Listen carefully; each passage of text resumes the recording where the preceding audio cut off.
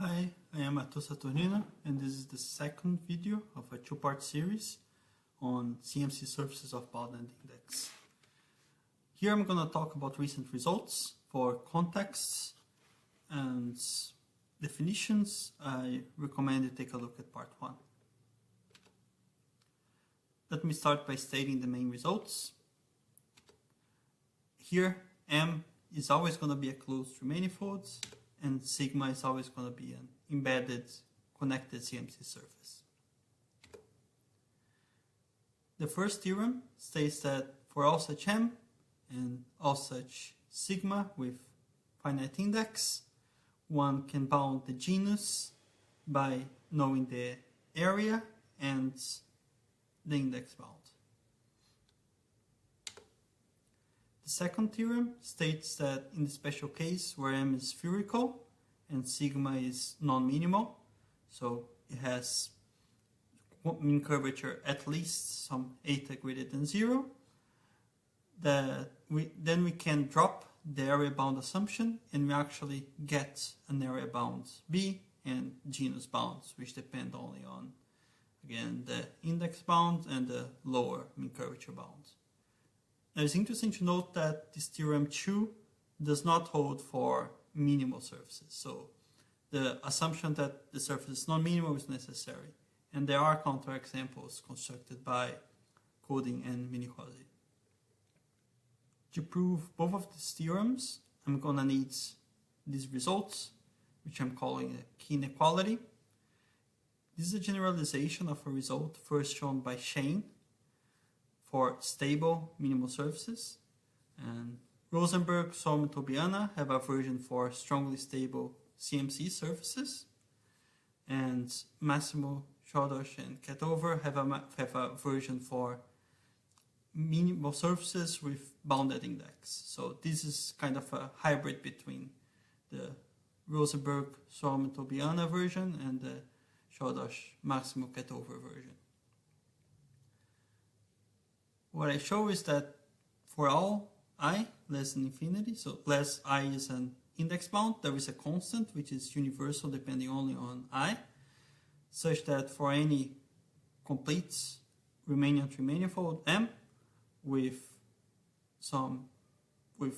bounded sectional curvature, and any CMC surface immersed in M with strong index at most I, there is a set B, which we call the blow-up set, with at most I points, such that for every point in the CMC surface sigma, this quantity there down there on the left is always bounded by C. There, A is the second fundamental form of sigma. So notice that what we're saying here is that near the boundary and the blow-up sets, the second fundamental form can grow at most on inverse proportional to the distance to this union of boundary and blow-up set. And also notice that this quantity on the left-hand side of the inequality is scale invariant, and this is really key to the proof of this inequality. I want to go through this blow-up argument which proves this inequality because it has the ideas for the proofs of theorems 1 and 2. It's really kind of a refinement of this blow-up argument. So, first note that by rescaling, we can assume that lambda is 1 and prove it by contradiction. So we're going to take a sequence of 3 manifolds and a sequence of CMC surfaces which violates these violate this inequality for any possible value of C. There is a point picking argument which lets us choose points P, where the mean curve, where the second fundamental form of the sigma n at these points P are going to infinity. We call this quantity lambda n, and also where lambda n controls the curvature, or better, the second fundamental form of sigma n on the disk around Pm. So rescaling these surfaces by lambda n at the points Pn, we can pass a subsequence that converge to an immersed CMC surface in R3, which I'm calling S, and this CMC surface has second fundamental form at the origin equal to 1. This rescaling argument can be done by harmonic coordinates.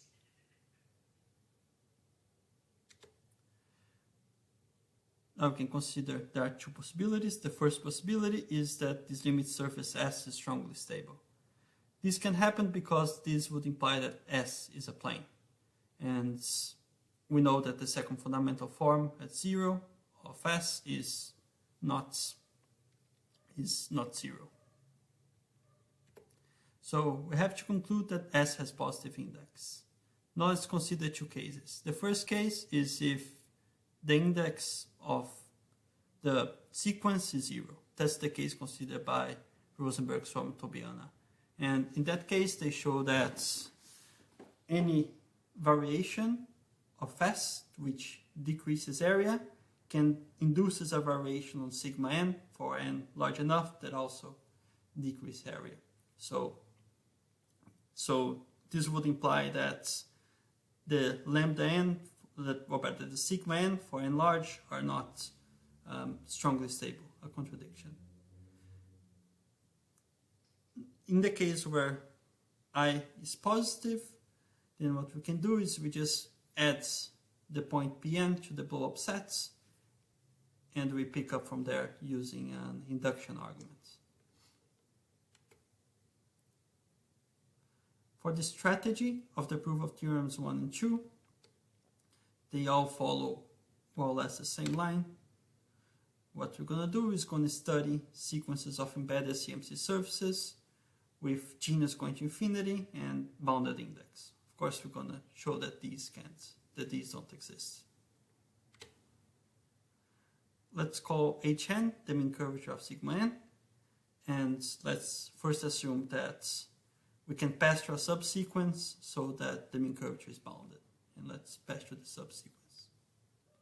So what we can do is we can consider the blow-up sets Bn for each surface sigma n, and these blow-up sets, which are obtained by the key inequality, have got a passing through a subsequence, they have got to converge to a set B infinity with at most high points.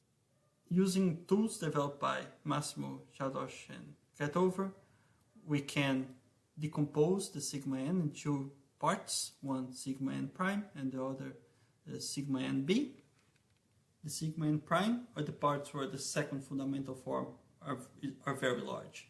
These are near small balls near the blow-up sets, so you can think of them as this neck, which is inside this blue ball in the illustration. In these parts, the second fundamental form of the surface is very large with respect to the ambient curvature and with respect to the mean curvature of the surface. So this means that when we scale this sigma n prime by second fundamental form, what we're gonna see in the limit is a minimal surface in R3, and because these have bounded index, this minimal surface in R3 is also going to have bounded index.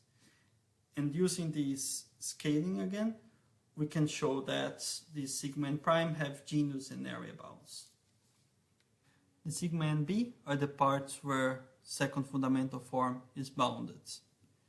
And what we want to show there is that they converge with finite multiplicity to some limiting surface sigma b infinity. And this implies that these components have bounded genus and bounded area as well. Now to show this, in the case where we assume area bounds, is done by standard arguments. So I'm going to concentrate on the second case of theorem 2, where we don't have area bounds. Notice that once we have established these 2 points, the genus and area bounds for the sigma n prime and for the sigma n b, we can put them together to get genus and area bounds for the sigma n, contradicting our original assumption, and also getting area bounds. Now let's turn to the case of spherical manifolds. For simplicity, let's concentrate on the case where M is diffeomorphic to the tree sphere.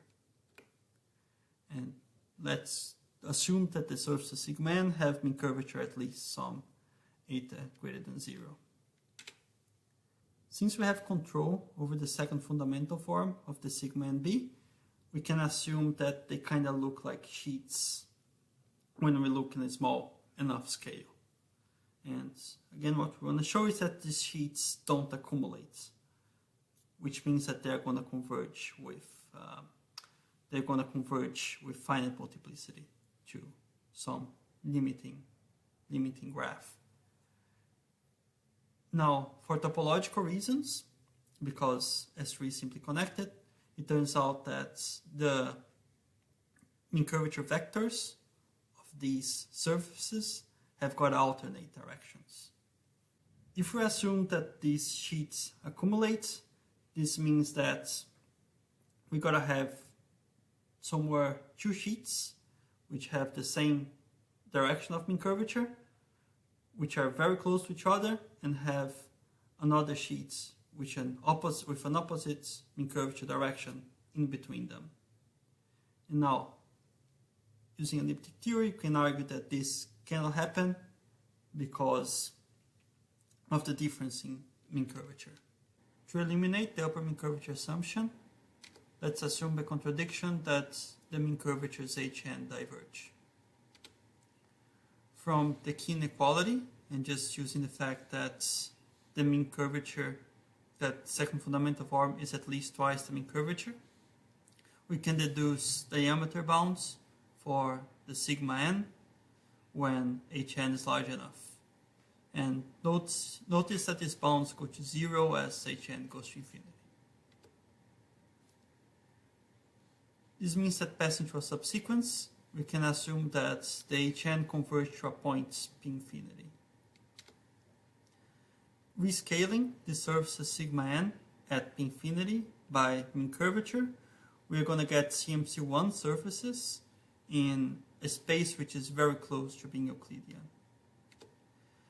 Now we can apply the same arguments we applied before to this new sequence of surfaces to obtain genus and area bounds for them. Thank you for your attention. This is all for this talk. I'm happy to answer any questions in the Q&A session.